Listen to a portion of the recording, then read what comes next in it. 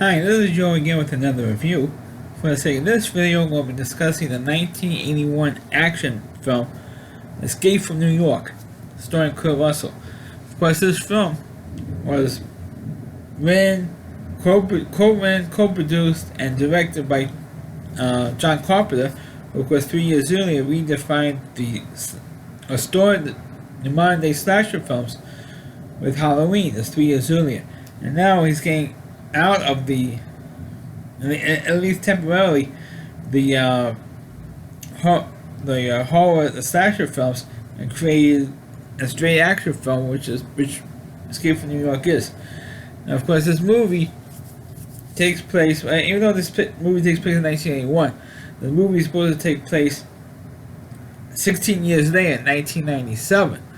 So you have to imagine what New York could have been like 16 years, later into the future when this movie was originally released. And crime was all over. Crime was rampant in the United States. Well, crime is rampant now too, but for different reasons. And so what the United States did was decided to make the entire island of Manhattan, which of course is Manhattan Island is New York City, but in case you don't know, and to make the entire island of Manhattan one big giant prison, from Battery Park in downtown Manhattan and the edge of Manhattan all the way up to top in Harlem and Washington Heights. The entire island is in lockdown, and it's a whole prison. Even the subways, the tunnels are locked off that goes into the other boroughs. The bridges are shut down, and it's mined. So anybody who ends up getting across the bridges or the tunnels, they blow up the tunnels, or they blow up the bridge. If somebody tries to escape that way, and they have this huge concrete wall surrounding the whole island and stuff. Well, when that happens, by a year into so it goes to 1998, supposedly. The president of the United States, played by Donald Pleasence, is on Air Force One, and the plane gets hijacked, and it crashes into Manhattan Island. So now, somebody has to get him out. So they decided to enlist the help of a criminal who was supposed to go to Manhattan Island to begin with, and that is a guy named Snake Plissken, played by Kurt Russell, to get into Manhattan Island, rescue the prisoner, bring him out within 24 hours, bring him out, or find him, and bring him out, because so he could go to a special peace conference. Also at that time, in the fictional world that John Carpenter makes in this movie, to go to the peace conference because we were at war with Russia. So if you make it to the peace conference, we could avoid nuclear war. So that's the whole premise. If it gets the president out and the president makes it to the peace conference, we could avoid war with Russia. So Kurt Russell electrically agrees to do it on the condition that he gets a pawn if he rescues the president. Which, of course, so the course of the movie, and the movie's not very long, it's maybe an hour and a half, hour 35 minutes, so it's really quite short. And he gets to Manhattan, he lands in the World Trade Center, was a pretty good shot, and he ends to get down, and actually, of course, this movie's not going to fight. Unfortunately, 20 years later, as the movie came out, we all know what happened, and so, ironically, there's 20 years this year with 9/11, so it's kind of ironic. Anyway, he lands in the World Trade Center, gets down there, and he finds the president in a remarkably short period of time, which is there's only a course of a movie like this where he finds the president fairly. Well, it wasn't easy. It wasn't easy, but Hollywood easy. Finds the president, rescues him, takes him out. He has dodged several people, and Snake gets injured himself.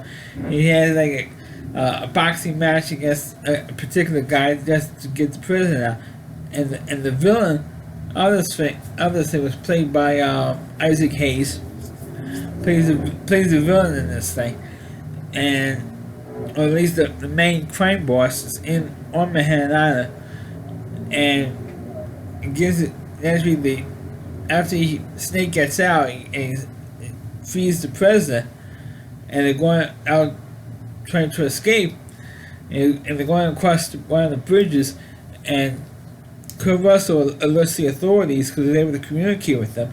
He says, "Hey, I'm coming off of one of the bridges at 69th Street." Even though there's no such 69th Street bridge, there isn't any in New York City. There's a 59th Street bridge, not the 69th Street bridge. He gets out, and of course, apparently, big spoiler, he does get out. He does escape from New York. Snake does, gets out. And the president's supposed to have this tape with him that he's supposed to play at a press conference, but Snake switches the tapes on him. And the president didn't even know the Snake kind of like palmed the original tape, gave the president like a tape of jazz music on it. I am not kidding, and that's pretty much, the movie ends with Snake destroying the original tape that the president was supposed to play at the press conference.